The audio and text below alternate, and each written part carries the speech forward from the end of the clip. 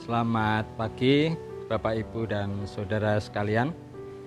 Pada pagi ini kita akan merenungkan sabda Tuhan yang akan diambil dari Lukas bab 11 ayat 29 sampai 32. Ketika orang banyak mengerumuninya, berkatalah Yesus, "Angkatan ini adalah angkatan yang jahat. Mereka menghendaki suatu tanda, tetapi kepada mereka tidak akan diberikan tanda selain tanda Nabi Yunus. Sebab seperti Yunus menjadi tanda untuk orang-orang Niniwe, demikian pula lah Anak Manusia akan menjadi tanda untuk angkatan ini." Pada waktu penghakiman, ratu dari selatan itu akan bangkit bersama orang dari angkatan ini dan ia akan menghukum mereka. Sebab ratu ini datang dari ujung bumi untuk mendengarkan hikmat Salomo, dan sesungguhnya yang ada di sini lebih daripada Salomo. Pada waktu penghakiman, orang-orang Niniwe akan bangkit bersama angkatan ini dan mereka akan menghukumnya. Sebab orang-orang Niniwe itu bertobat waktu mereka mendengarkan pemberitaan Yunus, dan sesungguhnya yang ada di sini lebih daripada Yunus. Demikianlah Injil Tuhan. Bapak, Ibu, dan saudara-saudara yang terkasih di dalam Kristus, sabda Tuhan pada hari ini kami akan merenungkan dari satu ayat, di ayat ke-31. Konon di masyarakat banyak desas-desus omongan di bawah bahwa terdapat seorang raja yang penuh hikmat dan penuh kebijaksanaan.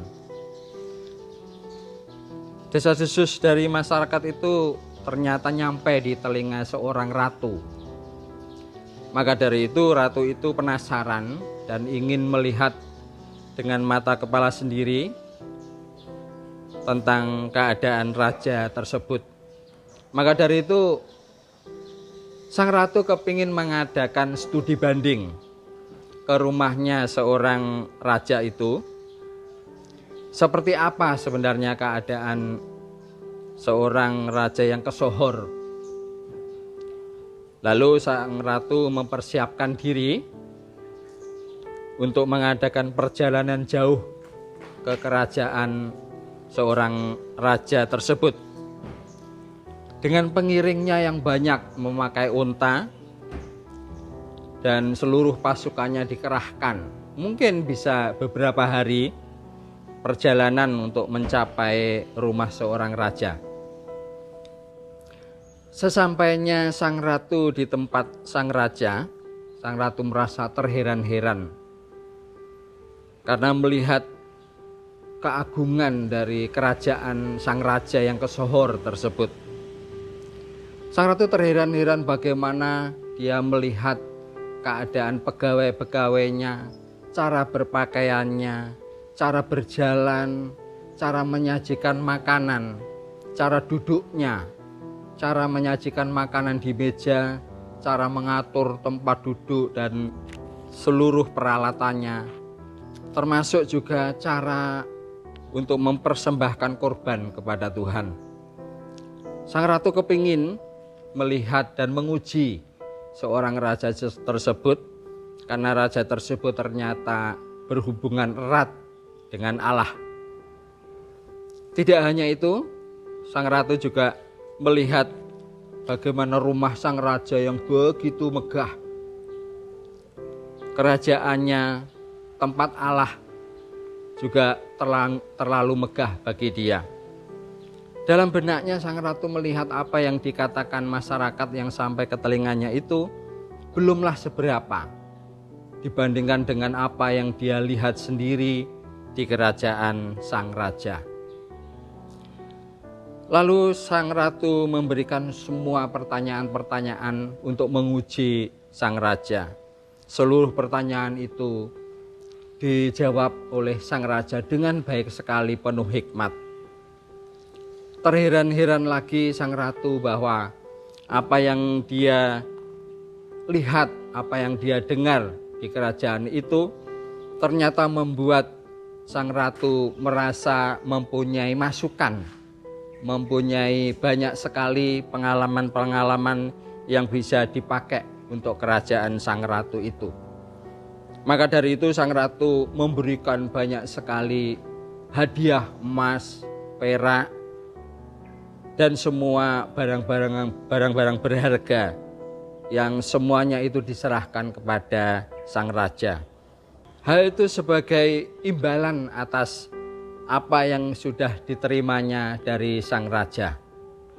Bapak Ibu yang terkasih dan saudara-saudaraku, sang ratu itu kalau kita lihat, kita baca di kitab Raja-Raja yang pertama bab 10 ayat 1 sampai 13. Itu ceritanya diambil dari situ dan bisa dibuka di surat Tawarikh yang kedua bab 9 ayat 1 sampai 11. Sang ratu adalah ratu dari negeri Seba dan sang raja adalah Raja Salomo.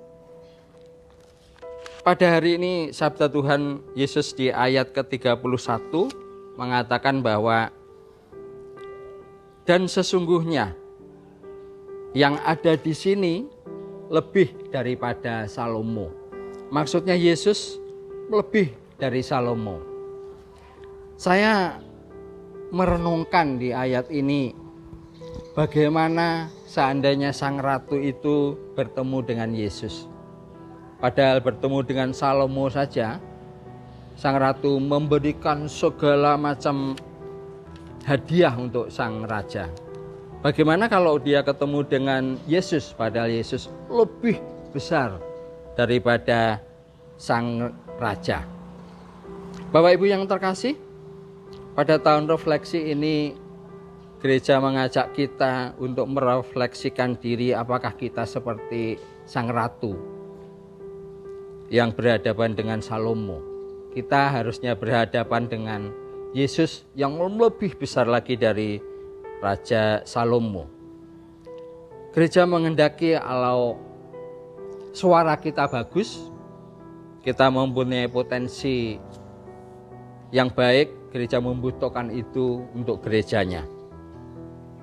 Dalam pagi ini, semoga refleksi kita bisa mencontoh sang ratu dan sang raja itu, dan semoga pada hari-hari yang akan datang kita akan selalu memberikan apa yang terbaik buat Yesus dan gerejanya.